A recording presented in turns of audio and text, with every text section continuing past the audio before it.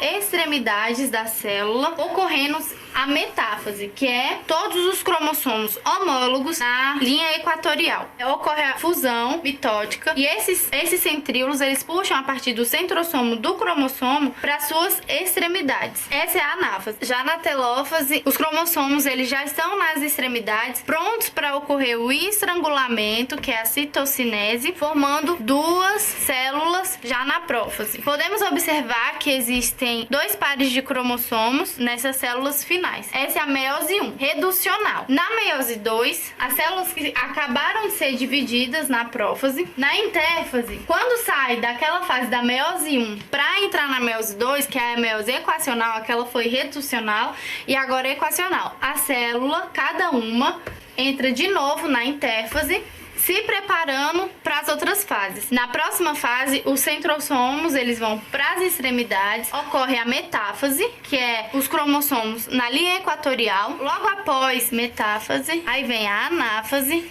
metáfase 2 e a anáfase 2. Observem que na meiose 1, quando ocorreu a anáfase, puxou um par de cromossomo para a extremidade do fuso acromático. Na anáfase 2, vai puxar apenas um cromatídeo dos pares de cromossomos homólogos.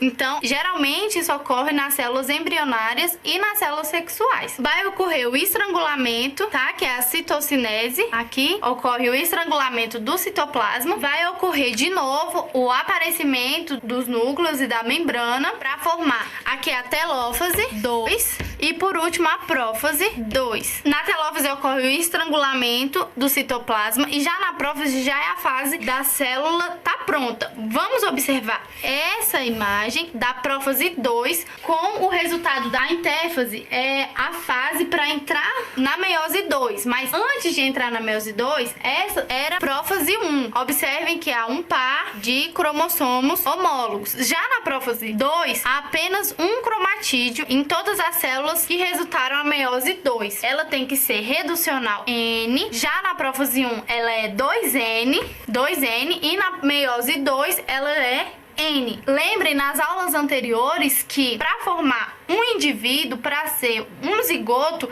ele tem que vir um N masculino e um N feminino para juntar e dar o zigoto 2N. Porque não pode haver mais de 46 cromossomos em um indivíduo. O tempo que uma célula passa para ocorrer essas fases. G1, essa fase G1, que é a fase de maturação, né, da célula. Maturação onde a cromatina está ativa, ela está descondensada. Ela vai entrar nessa fase de condensação nas próximas fases para ocorrer a divisão celular. É a fase de espera, a fase também dessa maturação, só que um período menor do que a G1, porque nessa fase G1, as organelas elas estão entrando nessa divisão. Na S ocorre também a maturação, só que não ocorre muito essa divisão, porque ela está em espera. Na G2, ela já está toda condensada, essa cromatina virando um cromossomo, que a cromatina é a fase ativa do cromossomo, então ela já está esperando já para começar a divisão. A célula vai entrar em meiose 1 a partir dessa fase, que começa na anáfase e termina na prófase. Esse é o tempo de meiose 1. Terminando a prófase, ela entra um pouco nessa fase de intérfase, que essa aqui é a fase de intérfase, que pega G1 até o G2. Não é um período muito longo, porque ela já teve a sua intérfase, já para entrar na meiose 2, que vai da anáfase até a prófase, que é essa parte de meiose 2. Vai da anáfase 2 até a prófase 2. Na mitose, não tem o emparelhamento dos cromossomos homólogos em uma de suas fases. Não acontece o crossing over e o número de cromossomos inicial termina na fase final. E no final da mitose, ocorre apenas 2 núcleos. Só vão formar depois 2 células. Na mitose, ocorre só uma divisão. O mesmo número da fase inicial dos cromossomos termina na mesma forma. Ou seja, aqui é 2Ns. Suas células finais, com seus 2 núcleos, apenas uma divisão vai terminar em 2N. Na meiose ocorre o emparelhamento dos homólogos, ocorre o crossing over, que é aquela variedade genética, e a metade dos cromossomos da célula inicial. Ou seja, tem a célula, ela vai se subdividir quando na segunda divisão da meiose, elas vão ter 4 núcleos, ou seja, vão ser N, N, N, N, diferente da mitose, que vão originar duas células 2Ns.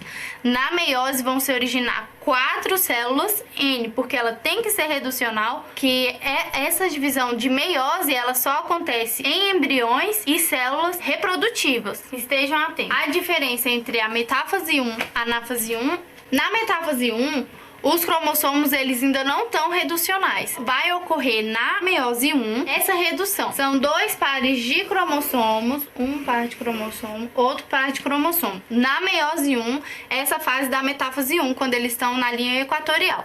Na metáfase 2, apenas um par de cromossomo. Aqui houve crossing over, que é essa variedade genética do cruzamento entre duas cromatídeas. Aqui vai ter apenas um. Na anáfase 1, quando for ser puxado para os fusos, quando os fusos eles começam a puxar esses cromossomos, vai ocorrer essa quebra. Um centrômero vem para esse lado e uma outra parte do centrômero vai para o outro lado. 2 cromossomos. Já na meiose 2, quando ocorre esse puxamento dos fusos, ele vai partir. Observem que é reducional, é apenas um cromatídeo para cada lado. E aqui são 2. 2. Nos dois. 2. Por isso que na meiose ela é reducional. Aqui é 2N. Se parasse nessa fase, não seria mais meiose, e sim mitose. Mas como ocorre essa segunda fase, que chama meiose 2, ocorre essa divisão, essa nova divisão, fazendo com que essas células tornem N, reducional, para serem células embrionárias. Ficamos por aqui com a aula de meiose. Façam seus exercícios e até a próxima aula.